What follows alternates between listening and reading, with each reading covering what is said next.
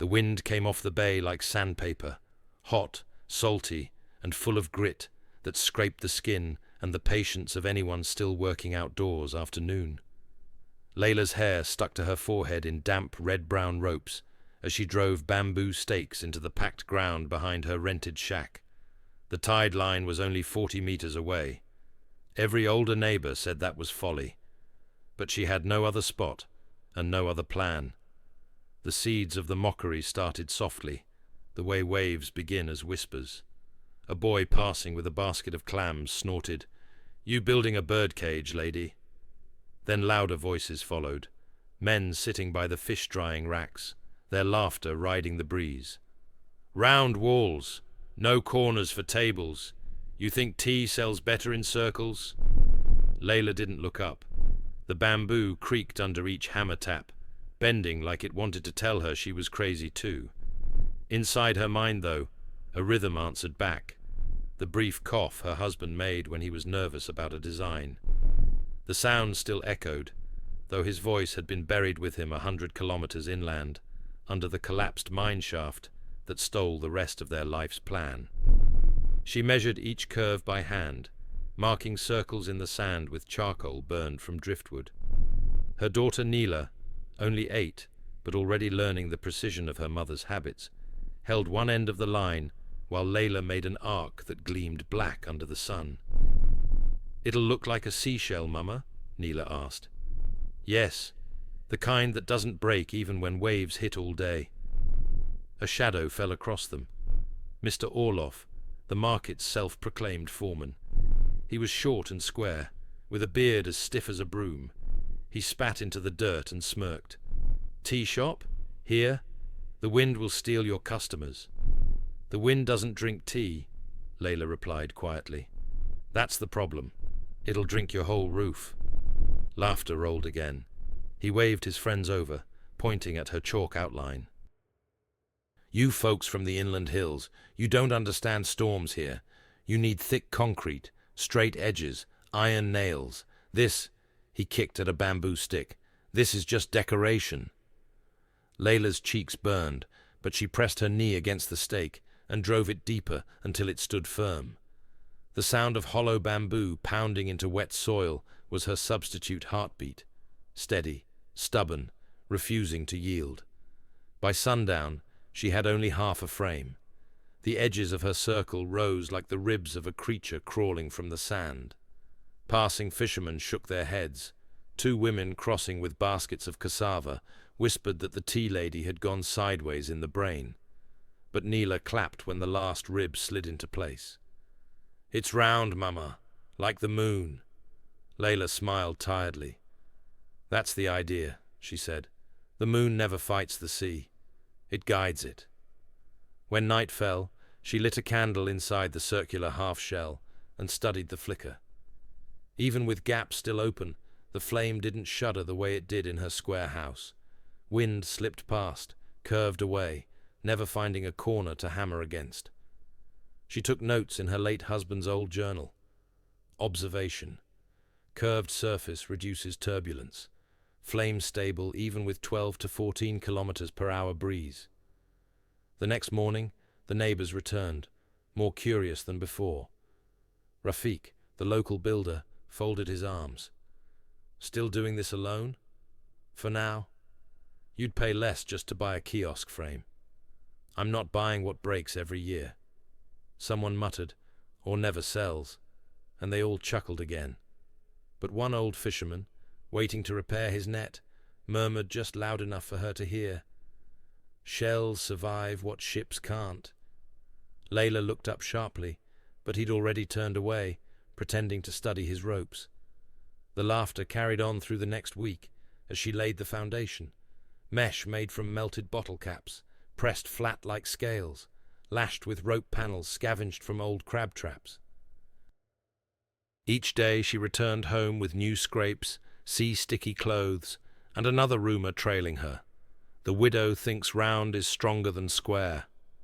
Neela overheard at the water pump and asked that night, "Why do people laugh when they're scared?" Layla stroked her daughter's hair.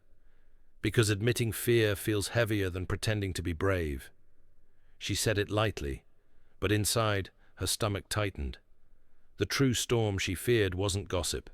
It was the cyclone season coming in 3 months. She had exactly that long to prove that her idea was not madness carved into sand. On a humid morning, she tested the first segment of roofing, thin plastic sheets pressed against bent ribs. When she tapped one side, the vibration shivered through the whole curve and vanished in silence. Neela giggled. "It sings, Mama." "Yes," Layla said, eyes narrowing as she watched the resonance fade.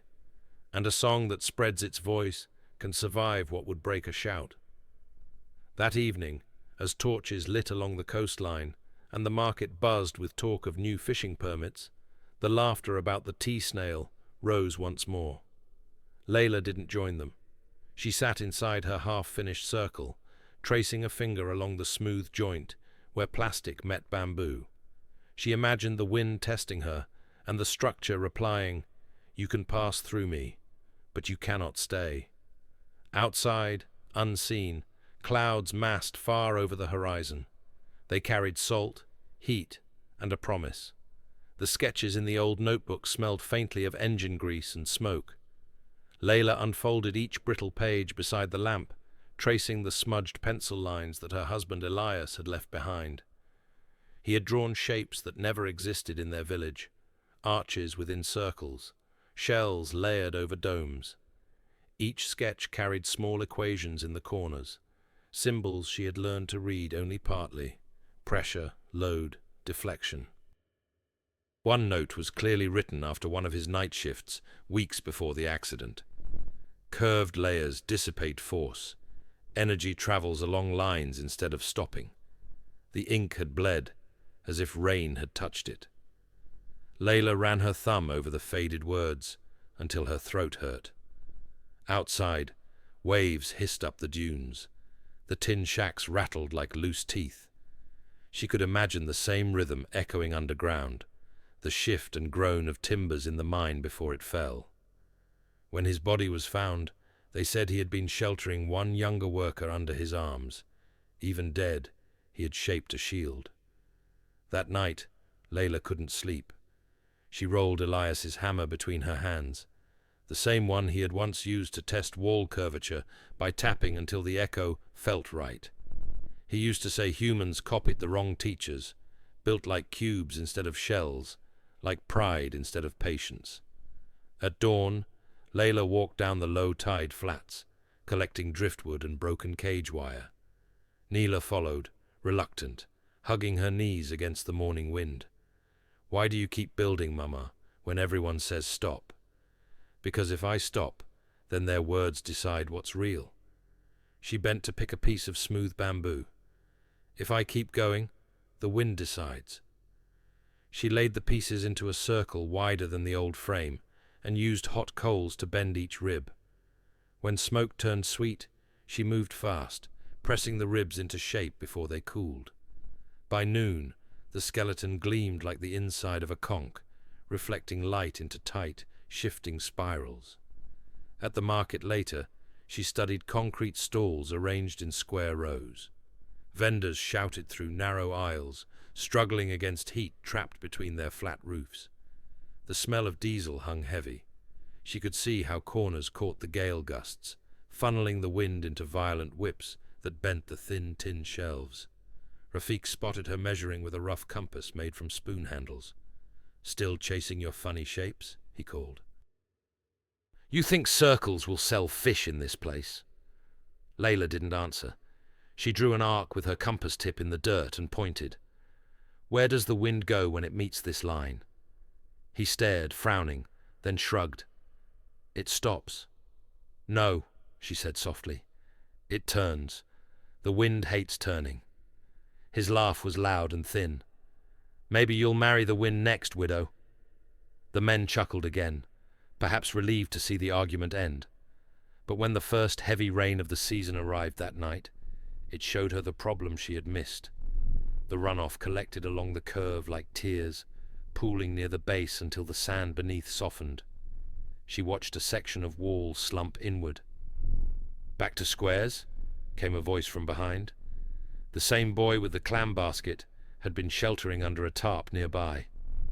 "Back to thinking," Layla said. She leaned the broken piece upright again, driving an extra stake through the sand. She spent the next 5 days walking among ruins of old jetties and storm drains, studying erosion. Everywhere she went, she carried a small sketchbook and jotted angles. She found that what resisted the sea longest weren't human bricks, but the spiral ridges of barnacles, the hollow reed stems, the ridged curve of salt pans. They didn't block water, they guided it aside. By the 6th night, her hand was blistered from carving models. She sliced abandoned plastic barrels into strips, heating and curving them until they cooled like translucent ribs. Then she wove them into her bamboo shell with ropes coated in melted wax. Each layer shimmered like fish skin. When she whispered, the sound bounced around the curve, softening instead of echoing sharply. Neela brought a mug of tea. "It sounds warm," she said. Layla nodded. "Then maybe people will feel it before they taste it." At sunset, the foreman passed again, pausing at the sight of the half-glowing structure. "Unexpected," he admitted, "but a true storm pulls roofs like paper." "You really think this will hold?" Layla looked up from where she tied the final strap. "Elias taught me something. Flat things argue with wind. I prefer to dance with it." That night, she wrote again in the notebook. "Reinforced joint nodes with flexible bindings, not rigid bolts. Curvature distributes tension. Airtight base. Pressure difference preserves internal calm." She lay beside Neela as lightning blinked over the bay, each flash throwing her curved dome into silver relief against the dark. For the first time, she thought the form looked alive, like something meant to survive centuries, not just one season. She didn't realize then that in less than a month, that exact curve would become the only refuge in the district. Section 3. Morning haze blurred the waterline into a silver band. Layla stood ankle-deep in foam, dragging a half-burned plastic drum toward shore. Every tide brought new material, the leftovers of other people's consumption, now her quarry. The tea stand was taking form, but it still lacked skin. The bamboo ribs curved perfectly around the base, yet she needed something that flexed and deflected both salt and impact. Metal was too costly, and concrete would crack. The sea gave her something else: old detergent containers, crumpled jerry cans, translucent film drifting like jellyfish. Neela pinched her nose as they loaded the cart. "This stuff stinks, Mama." "Everything that lived in the sea smells that way once it's thrown out," Layla said. "We just have to wash it until it forgets." She scrubbed each piece in a barrel with sand, cutting soft sheets with a heated knife until they bent smooth. When cooled, the plastic felt waxy, light but tough to tear. She wove it between the bamboo ribs with rope so the light filtered through in faint blue waves. From outside, it looked like a floating bubble captured mid-breath. By noon, the market lane was alive with gossip again. Vendors leaned out of their square stalls, shading their eyes. "She's building a toy," someone scoffed. "Poor widows playing architect." Rafiq's laugh carried over them all. "Watch when the wind kicks. That soft shell will pop like soap." Layla ignored them. She tested each seam by hand, pressing until her knuckles whitened. The plastic held, groaning softly, bending without breaking. She coated every joint with a layer of heated resin she made by melting bottle caps into tar. When the resin cooled, she tapped it with the hammer and heard a different kind of sound, low and even, like the inside of a drum. She smiled. "That's the sound of energy leaving," she murmured. Neela crouched near the entrance, tracing lines in the sand. "Will people come buy tea when it's done?" Layla paused. "Some will, once it's safe to stand near it." The scent of jasmine tea and hot metal hung in the air as she tested the first kettle on a small brazier. The curved walls trapped heat efficiently, the air moving in circular drafts that kept smoke from gathering. She could already feel the technical success, half engineering, half rhythm. At dusk, rain wandered in over the dunes. Layla watched how the droplets slid across the curve without pooling. A film of mist rolled down each panel and dripped into a shallow trench she dug as drainage. The sand stayed firm beneath. She stepped back, soaked but calm, and realized she had built an accidental melody. Wind, water, and light, moving across her tea stand in patterns that made sense only from inside. Then came footsteps and the crunch of boots. Rafik again, this time bringing 2 workers and a stranger in a pressed shirt. The stranger carried a measuring rod with a municipality stamp. "This," Rafik announced loudly over the rain, "is what we've been warning you about. I brought an expert. He builds warehouses near the dock." The man circled her stand, brows lifting. "Unusual, but not stable. Curves don't anchor easily. You'll get uplift when the tropical wind hits. You'd better take shelter in the storage hall next month." Layla straightened. "Uplift needs corners. I made none." Rafik grinned. "So you speak the builder's tongue now?" "I read what my husband left behind." Her voice trembled slightly, but didn't break. The expert shook his head, tapping on the plastic skin. "Too soft. Better make friends with concrete before the monsoon does it for you." When they left, Layla stood silent for a long time. Neela tugged her sleeve. "What if they're right, Mama?" "Then the sea will teach me," she replied, "and I will listen better next time." That night, she reinforced the entire structure again. She added inner tension cords made from twisted fishing line, crisscrossing inside the dome. When she pressed a palm against the wall, she could feel vibration travel around it, rather than through. A test came sooner than expected. 2 days later, heavy gusts swept through the coast. Tin roofs sang and warped. Wooden shutters slammed. Layla and Neela crouched beneath the stand as the wind slid along its surface. Each time a gust hit, the structure trembled, sighed, then stilled again, as if breathing. Afterward, when the squall moved east, they stepped outside. The market alley was littered with debris, crates overturned, tarps ripped loose. But the toy shell still stood gleaming under a pale strip of sunlight. From across the path, one of Rafik's men stared, jaw slack. "You anchored that rope shell, how?" "With patience," Layla said, wiping her hands on her skirt. Instead of laughter, silence answered her for once. Only the old fisherman gave a slow nod from his bench. "Shells survive what ships can't," he said again, his tone almost reverent this time. Layla glanced toward the horizon, where darker clouds gathered like smoke. She counted the weeks left until cyclone season, 6, maybe 7, and noted every flaw she still needed to fix. The others still saw a stubborn widow's gamble. But the truth was simpler. She was no longer building a tea stand. She was building the memory of her husband's equations into something that could keep their future from collapsing again. And deep down, she already suspected that when the storm came, the curve would decide who still had a home by morning. The market smelled of salt, diesel, and distrust. By the time Layla finished sanding the last strip of bamboo, most of the townspeople had gathered near the wharf for what they called the market review. It wasn't official, but everyone pretended it was. Traders wanted to see which stalls the foreman would license for the coming storm season, which meant a good chance at buyers once the rain slowed. So when Layla rolled her small kettle cart toward the gathering, every head turned.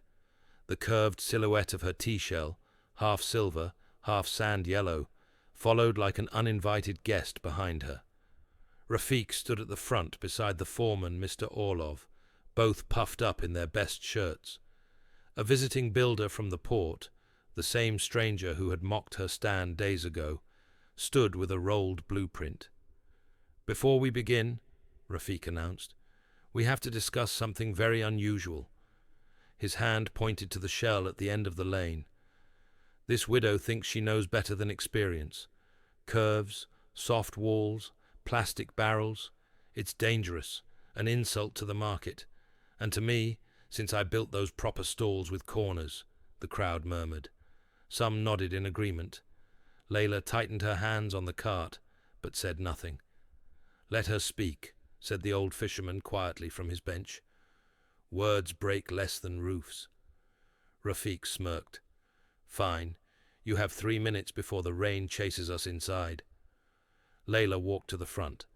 The wet sand tugged at her sandals. She stopped beneath the hanging lanterns swaying in the steady wind. "My husband died saving 3 men from a mine collapse because their supports were stiff and square while the shift of earth was round," she began. The murmurs softened immediately. Everyone had heard that tragedy before, but few had known the details. "I built something that doesn't resist the wind. It bends, the same way a reed survives when an oak breaks." She raised a hand toward her circular structure. "Inside, air flows evenly. Pressure equalizes. The shell anchors through overlap, not bulk. Every curve distributes load away from the weakest point." The visiting builder chuckled lightly. "You speak like a textbook, woman, but I build for a living. Angles give order, symmetry, strength. What you call bending, I call failure." Layla picked up a small bamboo frame she had made as a test. "Then pressure test it," she said, handing it over. "Push." He folded his arms but obliged, pressing down on the dome-shaped sample. It depressed and bounced back, unharmed. She gave him a square bamboo frame next. He pushed. It cracked at the joint with a dry snap. Silence rippled through the onlookers. "It only proves that small toys are flexible," Rafiq scoffed. "But storms are not gentle toys. When the real wind comes, your tea house will scatter across the beach." Layla met his eyes. "Then the storm will decide which of us is right." The foreman cleared his throat and raised his hands. "Enough. No stalls without inspection are allowed to trade. If yours still stands after the first hurricane, we'll talk license. Until then, ma'am, use your home for tea. Not that bubble." A fresh peal of laughter followed. Layla gathered her models silently and walked back, the sound of shifting waves replacing their jeers. Neela tugged her sleeve.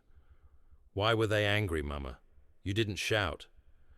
"Because sometimes quiet makes people hear their own noise," she answered. For the next week, Layla opened the tea shell anyway. She brewed spiced milk tea each dawn, letting the fragrance drift out over the tide. Few customers came at first, mostly travelers who had missed the gossip. But each evening, a few locals stopped just inside, testing the smooth benches, the balance of light reflected by the translucent plastic. They left without words, eyes uncertain. One humid afternoon, Rafiq himself stopped, more curious than hostile.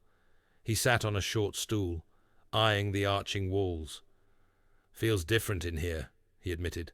"Less shouting from the wind." "That's because it doesn't find sharp corners," Layla said, pouring him a cup. "It circles and loses its anger." He sipped cautiously, then stood again. "Still, you'll need luck when the sea rises." "Luck favors shape," she said. His laugh was not cruel this time, just puzzled. He left his empty cup on the counter. Late that night, a thunderstorm rolled through. Layla and Neela watched from within as the wind rattled the town's rooftops. The rain lashed sideways, but each droplet skimmed along the dome, dripping harmlessly into the trench. The interior stayed strangely warm, glowing faintly under candlelight. Neela fell asleep on the bench. Layla listened to the storm's rhythm and thought of every equation Elias had sketched. She whispered to the dark, "If you can hear me, this is your test." When sunrise came, the town woke to scattered debris, fallen shutters, broken signs, sand everywhere, but her small round stand gleamed intact. Neighbors paused as they passed. Nobody laughed that morning. They only stared, as if waiting for someone else to speak first. Layla stepped out with 2 mugs of tea, set them on the ledge outside, and said softly, "The wind was kind." In truth, The wind was just learning her name. The air changed before the radio did. You could smell the shift in the salt. Sharper, metallic, full of warnings.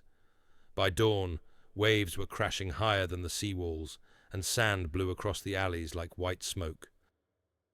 Layla woke with her daughter clinging tight against her shoulder. "It's just wind," she whispered. "Only testing us." But outside, people ran between stalls, tying ropes, dragging crates, shouting about an unexpected squall. The sky burned copper. Boats still out on the water looked like paper cutouts caught on fire. Rafiq's men were fastening iron sheets to the market roof when he called to her from the lane. "Layla, get your girl inside the storage hall. This one's no drizzle." "It's not the season yet," she replied. "The sea doesn't wait for calendars." He wasn't wrong, but something in her pulse told her to stay. The shell still needed a trial, and not just under mild winds. Neela stared wide-eyed through the translucent wall, where sunlight fractured into orange shards. "Mama, the clouds look broken." "That's how they shout before quiet," Layla said, though her voice shook. The gust struck a moment later. Bamboo signs flipped, tarps tore. The world turned sideways for 3 breaths.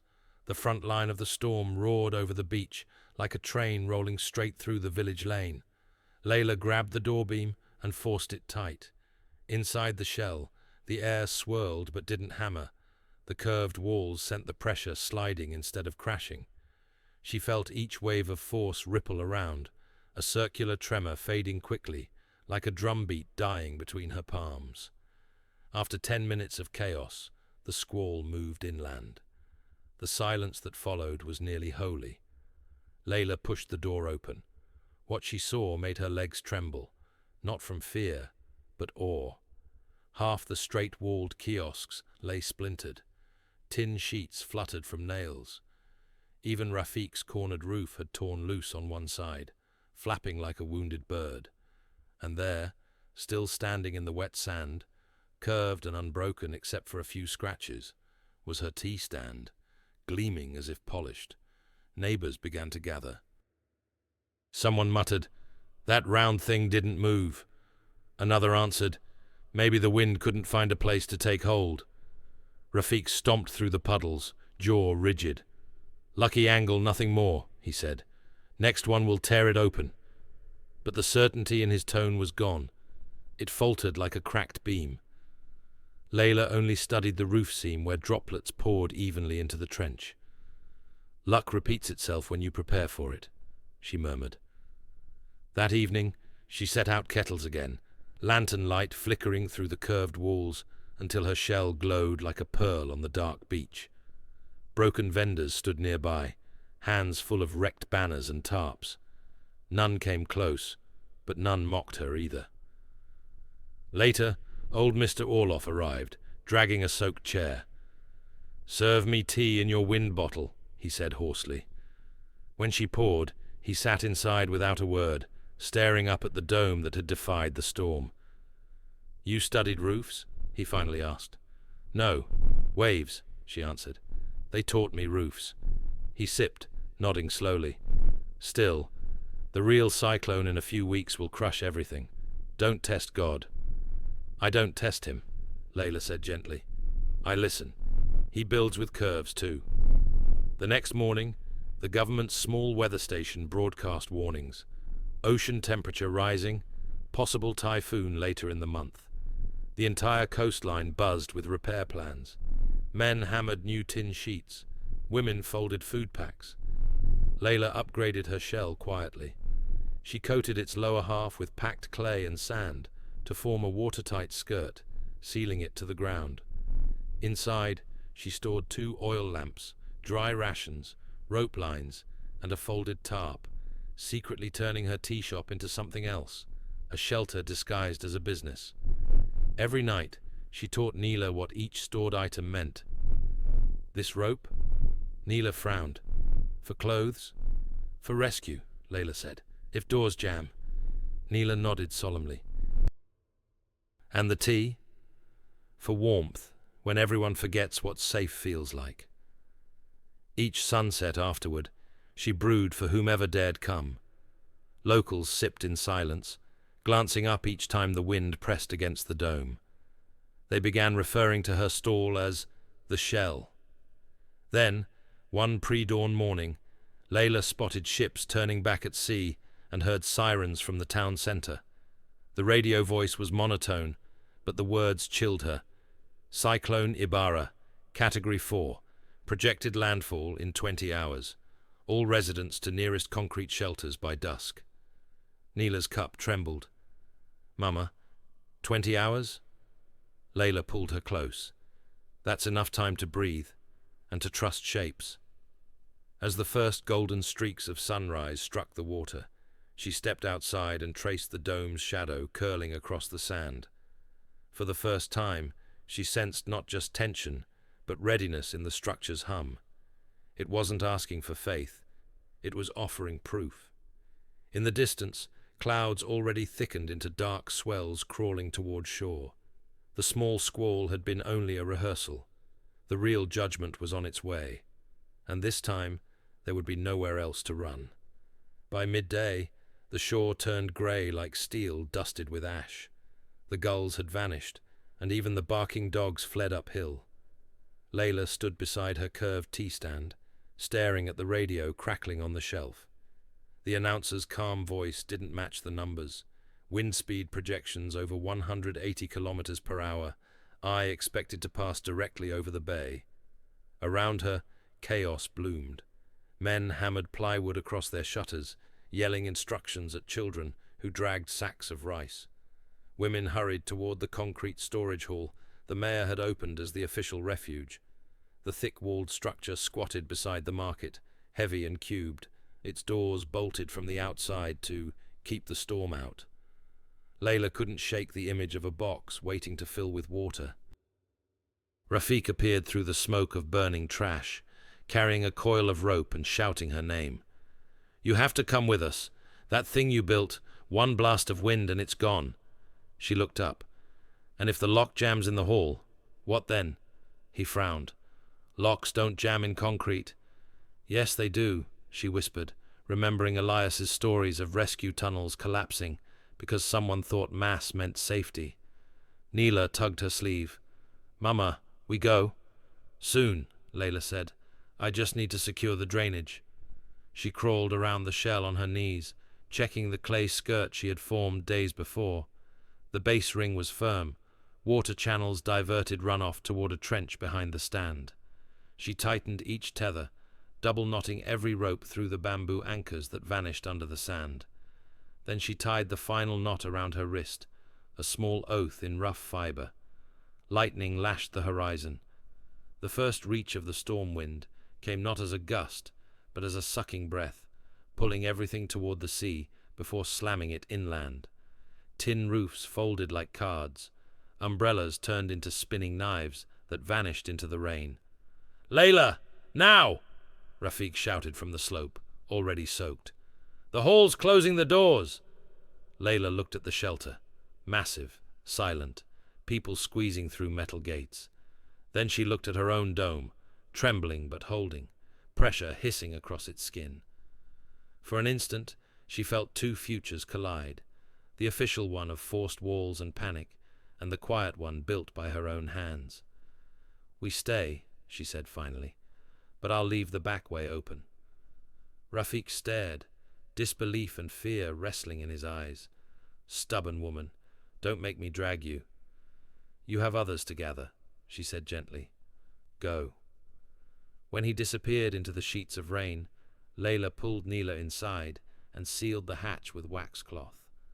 The lamps flickered as the structure howled under the first full wave of wind. For hours the goddess of the sea seemed determined to pry them apart. Pressure boomed like cannon fire. Bamboo ribs groaned. The rain didn't fall straight. It whipped in diagonal streams, each beat a hammer strike. Layla braced her body against the central column, whispering to count seconds between the bursts.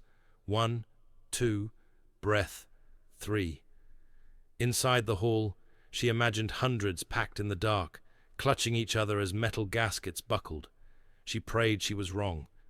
At one point, a piece of driftwood slammed into the side of her dome, jolting the entire structure. Neela screamed. The panel dented inward, then, miraculously, popped back. The curve had flexed and unbent, dispersing the hit like ripple through water. Layla exhaled shakily. "That's it. That's what you were built for," she whispered, palms on the trembling wall. Hours blurred. The generator radio hissed, then died. Outside, thunder dissolved into a constant metallic roar. Somewhere, timbers cracked. She smelled salt, mud, and the faint metallic tang of flooded sewers. When at last the wind paused in a strange, unnatural quiet, she unlatched the smallest vent. The air that entered was hot and thick. In the distance, she heard shouts, and then faint banging. It came again, a deep, desperate pounding. Layla froze. "That's not wind." She pushed her lamp toward the back hatch and unsealed it. Through the curtain of rain, shapes appeared. 3 figures clawing through knee-deep water, faces pale with exhaustion. It was Rafik and 2 others. "The hall," he gasped, collapsing at the threshold. "Flooded, doors stuck, people trapped." Layla grabbed his arm. "Get in first." They stumbled inside, coughing. Water streamed from their clothes. Rafik's eyes darted around the curved interior, glowing gold from the lamps. This thing, it's still here?" "It bends," she said simply, pushing him toward a bench. "And it breathes." Outside, the second half of the storm, the returning eye, loomed closer. The tide was rising faster than any of them had seen, eating away the beach. Layla sealed the hatch again, heart pounding. 40 people were in that hall, maybe more. Every decision she'd made now knew its price. She looked at the thin nylon rope coiled by the door, then at the drainage trench sloping uphill. The path was narrow, muddy, half underwater, but it might still lead to the stone ridge above the town. If her shell held one more hour, it could be the bridge between drowning and survival. Layla lifted the first coil and tied it around her waist. "Neela, stay by the lamp. If the wind stops again, we run the rope uphill." The child nodded silently, eyes huge and reflecting flame. As thunder cracked once more and the entire dome vibrated, Layla pressed her palm against the trembling wall and whispered, "Hold. Just hold till dawn." The noise outside no longer sounded like wind. It was deeper, a full-body vibration, as if the sea had become a monster scraping its claws along the shore. Every few seconds, the dome trembled to its foundation, creaking but intact. Inside, the lamplight threw rippling shadows over the bent plastic ribs. The air was dense, alive, almost breathing with them. Rafik sat near the base, head in his hands, while the 2 other men stared at the walls as if trying to memorize every bend. "You built this?" one of them finally asked, voice trembling. "A tea stand, yes," Layla answered, "but tonight it's a shell." Lightning burned white through the translucent walls, showing waves lunging almost level with the dunes. The sight stole everyone's breath. Rafik pushed to his feet. "That hall, the others, my brother's family's inside. The water was already chest-high when we crawled out. We couldn't open the doors."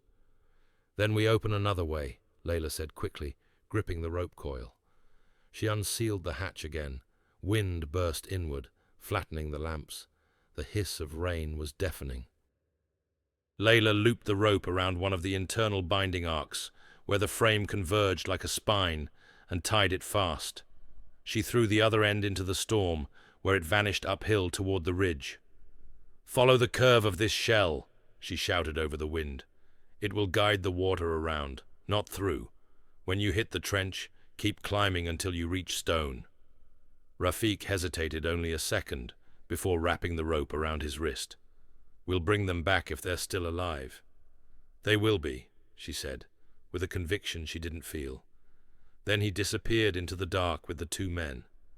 Layla closed the hatch and knelt by Neela. The girl was pale but calm, clutching a mug of cold tea like a charm. "He'll come back? If the curves do their work," Layla whispered, pressing her forehead to her daughter's. "If everything we built truly makes sense." For what felt like hours, they waited. The noise outside grew louder, then faded to strange silence. The storm's second eye slid overhead, calm but wrong, heavy with expectation. Through the translucent roof, Layla saw clouds swirl in a circle like an open pupil. Moments later, the second wall hit. The impact came with such violence that it flung Layla across the floor. The rope anchor yanked tight, pulling sand into the drainage trench. The entire dome flexed, bent almost double, then held. Water surged around the base, but instead of breaking in, it climbed the outer curve and spilled down the trench toward the hill. From beyond the noise came faint yelling. Layla crawled to the hatch, listened. Over the roar of debris-laden surf, she heard voices, many of them. The sound rose, fell, then came closer. "Mama, they're here!" Neela shouted, pointing to the vent slit where faint hammering echoed. Layla tore the seal free. Outside, in knee-deep rushing water, silhouettes stumbled toward them. Dozens now, men, women, children, faces grey with fatigue and streaked with mud. Rafik was among them, brown cloth tied over his mouth. He carried a small girl on his shoulders, another clinging to his belt. "The hall collapsed," he gasped. "The doors, they locked. We had to break through the roof." He looked up at Layla, disbelief turning to awe. "They followed the rope. Your trench. It led the water away. It saved the path." Layla widened the hatch. "Inside! Quick, before the next gust." They poured in, shivering, coughing, dripping. The dome strained with the added weight, but each curved joint groaned without splitting. She directed them to the benches and storage platforms. "Keep low, press against the wall. See, like this. It moves, so you must move with it." Neela passed cups of lukewarm tea, her tiny hands steady. The smell of spice cut sharply through the stench of seawater and fear. Outside, the storm howled another hour. Inside, the curved walls thrummed like a drum played by the elements, the rhythm steady, ancient. Layla felt each vibration through her spine and thought of Elias's words. Force doesn't disappear, it just prefers the longest path. When dawn finally cracked, it came quietly. The wind sighed out to sea, leaving only the hiss of retreating surf. Rain thinned to mist. Layla lifted the hatch. The world beyond was a different one, flattened, stripped of paint and memory. The square shops were gone. Only metal frames and broken beams stuck out of mud like bones. But the shell still stood, its surface glistening, ringed by a halo of debris it had deflected. The trench behind it had carved a clean arc leading toward the ridge, a lifeline etched into sand.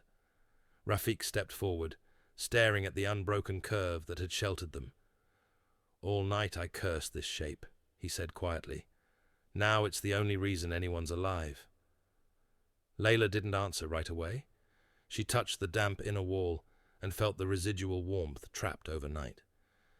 "It's not magic," she said softly. "It's listening, to wind, to water, to everything that tried to kill us. We just gave it a shape that said, 'Not today.'" Outside, survivors stirred, speaking in hushed tones. Someone began collecting debris to dry. Another found a crate of tea leaves still intact in the sand. When the first sunbeam broke through, it painted the interior like amber glass. Layla poured what little fuel remained into the stove, ignited it, and set another pot to boil. People gathered at the entrance, exhausted and wet, but drawn by the scent. "Come in," she said. "There's room for everyone who needs warmth." As the crowd filled the curved space, the sound of dripping eased, replaced by the clink of cups and soft breaths. All around them, the world was broken, but inside the Seashell, life began again. By the second sunrise, the sea had retreated, leaving behind a film of grey silt across what used to be the market. The storage hall, once the symbol of safety, was half submerged, its doors twisted like crushed tin. No one could look at it for long. Layla stood barefoot in the mud outside her shell, the salt stinging her cuts. Around her, people she barely knew moved quietly, gathering shards of wood and soaked rice sacks. She could hear the strange emptiness that follows disaster. No trading, no laughter, only the hollow splashes of cleanup and the whisper of disbelief. Rafiq limped up the path, carrying Neela on his shoulders. Her small hand clutched a coil of rope that had guided them through the storm. "She says we should keep it," he said. "Says it's lucky." Layla smiled faintly. "Not luck," she said. "Memory." The survivors began referring to the dome as the shell house. They slept there in shifts, 3 dozen at a time, thanks to its dry interior. At night, when rain fell again, the walls glowed amber under oil lamps, making shadows dance in gentle waves. But safe or not, the town had no food reserves, and the next tide would bring whatever the sea decided to return.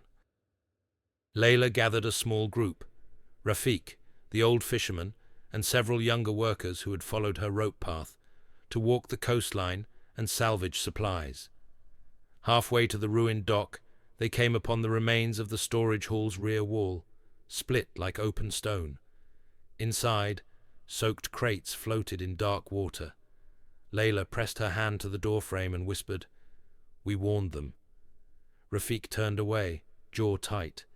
By noon they had retrieved dried grains, rope, oil cans, even a half-broken kettle. Each trip back, the curved shell seemed brighter against the flattened backdrop of ruin, as though sunlight had decided to stay there permanently. Layla used the kettle to brew what tea remained, serving from sunrise until her water barrels ran low. Every cup drew a different story. One woman describing her husband, trapped behind the locked door. A boy recalling how the pressure inside the hall made his ears bleed. An old man lamenting that he ignored Layla's offer to help reinforce his roof. Every story carried the same end: concrete cracked, corners killed. By the 3rd day, a rescue truck arrived from the inland district. The lieutenant in charge, a woman in a government windbreaker, approached the dome with measured curiosity. "Civil engineer?" she asked. Layla wiped her hands. "Widow, tea maker." The lieutenant frowned. "This is no accident. Curved frames, distributed pressure lines. Who taught you?" "Someone who never wanted to die under straight beams," Layla said softly. The woman circled the shell, sketching notes. "You realize this shape just saved almost half your ward? When we rebuild, I'll need your design." Layla said nothing. She only glanced at Neela, who was handing teacups to children. Steam curled upward like the breath of something alive. That night, when the others finally slept, Layla stepped outside alone. The moon hung low, reflecting off shallow pools the sea had left as mirrors. She crouched near the base of the shell, where the sand was smoothest, and traced her finger over the hardened clay skirt. She realized just how close the waterline had climbed. It had stopped a meter below the highest seam. If not for the flexible bindings, if not for the trench. A single miscalculation would have turned the dome into a tomb instead of a refuge. The thought made her shiver. For the first time since the cyclone, tears came freely. They ran hot down her cold cheeks, washing dust from her lips. Elias's old journal lay inside the dome, still open beside a cup of stale tea. Across the page where she had written her last notes, the ink had blurred, forming strange blooms that looked almost like shells themselves. She smiled through her tears. "You were right about the curve," she whispered into the wind. "It listens better than any straight line." The following morning, as rescue crews marked buildings with red paint, the survivors refused to leave the shell. "It's safer here," they insisted. "It breathes." The lieutenant conceded, turning the site into a temporary base. Engineers measured angles, copied sketches, and took photos with murmurs of awe. When the trucks departed, Layla remained at the entrance, watching dust swirl in sunbeams. "So many lost," she murmured. Rafik stood beside her, his arm in a sling. "Yes, but they'd have lost everyone without this thing." He gestured to the shell. "You proved us stupid." Layla shook her head. "Not stupid, just square in a round world." He smiled, an expression she'd never seen sincere on him before. "What will you call it now? Still a tea stand?" "It was always a tea stand," she said. "Only we learned that warmth isn't just a drink." That evening, while the sky blushed violet and the tide began to whisper again against the shore, Layla placed a small wooden sign outside the entrance. On it, carved with a fishing knife, the Shell House, tea and shelter for all. And as the first small group of villagers settled again at her curved tables, she lifted her kettle with hands that no longer trembled. The wind outside turned gentle, wrapping around the dome like an old friend that finally understood. The storm left pieces of people's lives scattered across miles of coastline, chairs wedged between palm trunks, photographs half buried in sand, a child's shoe floating in a puddle where a house once stood. The air still smelled of brine and broken wood days later, but the sky had become almost painfully blue. The way it sometimes looks after too much grief has passed to hold more. Layla stood outside her shell, barefoot, her skirt whipped by the gentler wind, now returning from the sea. Around her, the town was learning how to breathe again. The fishermen rebuilt their nets with ropes salvaged from the wreckage. Children helped gather driftwood. Every hammer strike, every rope knot, carried a strange rhythm of disbelief and relief, the kind of cadence that marks the start of new rules. Her dome had become the quiet center of that rhythm. What had begun as a mockery now served as storeroom, clinic, and meeting hall. The circular design gathered voices comfortably. When people spoke inside, the sound returned soft, never echoing harshly. Even fear seemed to lose its edges there. Rafik helped install a solar lamp near the entrance, though he refused payment. "Can't charge the woman who saved me from drowning in my own concrete pride," he said. Layla only handed him a cup of tea. "You pour better than you apologize," she teased lightly. The old fisherman, who once had whispered that shells survive what ships can't, now sat outside every evening, whittling sticks into spiral ornaments. "You proved it, daughter," he said as he carved, his wrinkled hands never pausing. "People will remember this storm not for what it took, but for what shape saved them." One afternoon, an official from the provincial government arrived, a young man in polished boots carrying a clipboard full of forms. He snapped photographs, measured curvature, and asked endless technical questions before frowning thoughtfully at her notes. "You claim this radius disperses force evenly?" "I don't claim," she said, pointing to the dent from that first driftwood strike. "It shows itself." He scowled, perhaps unsettled by the simplicity. "You know, regulations require reinforced steel." "Steel bends slower than bamboo, but breaks harder," she replied. "A shell pretends to be weak and stays whole." He wrote something down, silently. Then, unexpectedly, he bowed slightly. "My sister survived in that hall. You saved her," he said quietly, before leaving. By evening, as clouds painted the western sky, the same neighbors who once laughed now gathered around her stand. There were fewer now, but each face carried the solemn calm of those who have looked closely at death and chosen to continue. They brought scrap metal, cords, cracked window glass, anything that might help rebuild. "We thought straight lines meant progress," Rafik admitted to the group. "Turns out it was stubbornness. Strength sometimes looks like surrender." Layla looked out over them, her hands still stained from resin and clay. "The sea teaches, not forgives," she said, "but it gives back if you listen to its grammar." Later, after they shared the last pot of tea, Neela quieted the chatter with a small voice. "Mama, when can I make my own shell?" The question made everyone smile. Layla knelt beside her daughter. "Soon, after we draw it together. Every new shell should sound a little different, otherwise the world grows bored." That night, while the other survivors slept inside or near the shell, Layla climbed the slope above the bay. From there she could see the coastline dotted with small fires and hear the calm sighing of the tide. The shell below glowed under the moon, still round, still defiant, one luminous echo of her husband's sketches made real. She remembered the first day, the laughter, the doubt, the way her hands shook, driving the first bamboo stake. Now the same neighbors who mocked her spoke of teaching her method in the next rebuilding phase.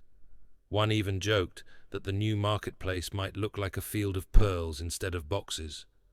Layla smiled faintly. "Let it," she whispered to the wind. "Let every house flow instead of fight."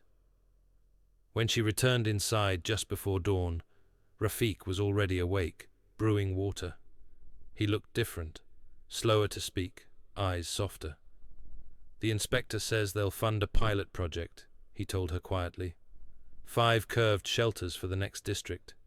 They want you to show them how." Layla paused with her hands still wet from the sea air. "If we build them right, the next storm will see them and pass by." Rafiq nodded. "Then we'll need a name for the design." She smiled tiredly.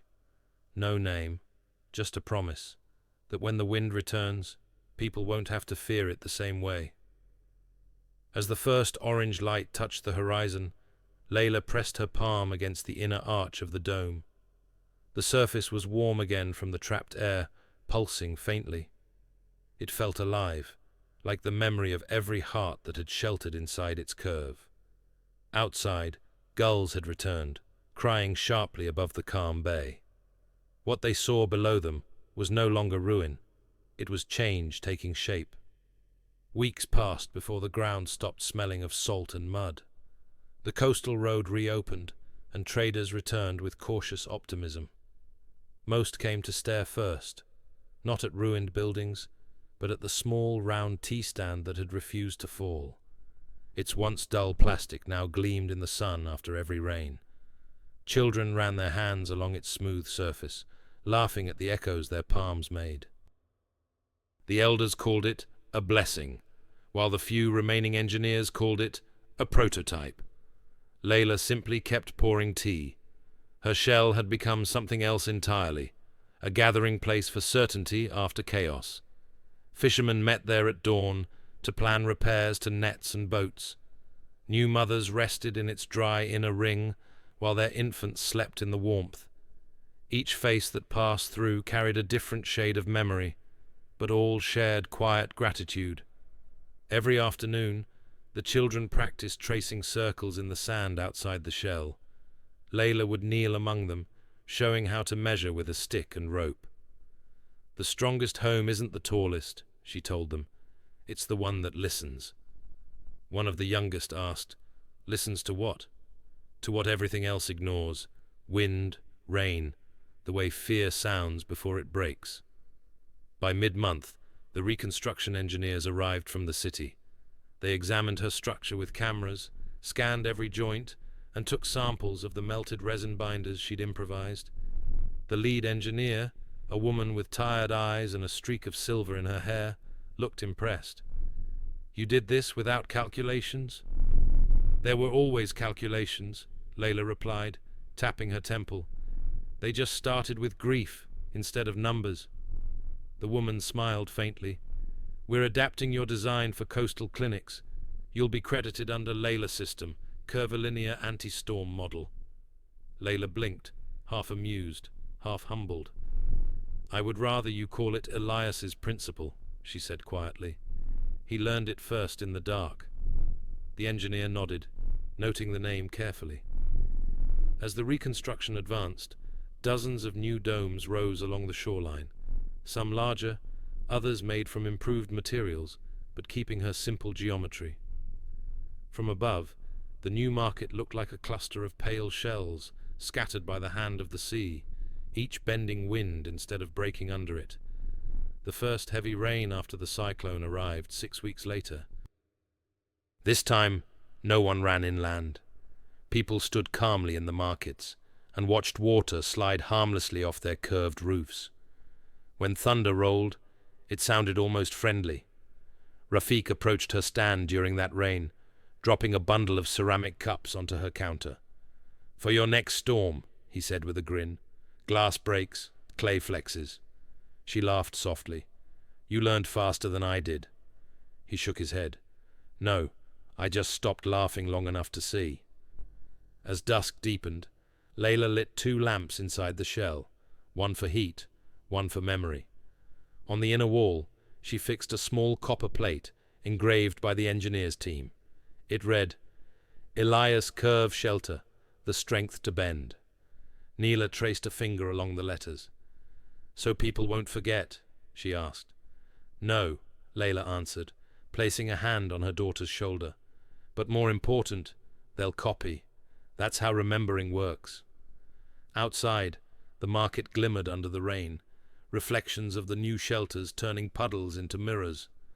The old fisherman raised his mug in salute from under one of the new domes, calling, "The world finally sounds round again." Layla smiled at that. When the last customers left, and the tide whispered against the rocks, she sat by the entrance watching how droplets spiraled off the outer shell. Each drop curved gracefully, leaving behind no mark, proof that absorption could be stronger than resistance. She thought of how the laughter had once cut through her resolve like knives. Now the same voices carried her name past the wharves, sewn into jokes, stories, even songs. She didn't crave fame, but she recognized the quiet justice of survival, turning ridicule into wisdom. She looked to the sea, where the horizon shimmered bronze. "You tested us," she murmured, "and you taught us to build with your rhythm." The wind brushed her face like a familiar hand. Inside the dome, Neela curled against her lap, already drowsy. "Mama," she mumbled, "when the next storm comes, will it find us?" Layla kissed her hair. "It will find us ready." The rain intensified, wrapping them in soft percussion. Outside, the other shells hummed in harmony, their curves bending sound into calm. From a distance, the bay looked like a ring of glowing pearls, each shelter lit from within, a necklace laid across the shore in memory of every life saved and every lesson learned. And in the center of it all, Layla's little tea stand shone brightest, its round walls whispering through the night that strength was not in standing firm, but in shaping oneself gently to withstand the world's storms.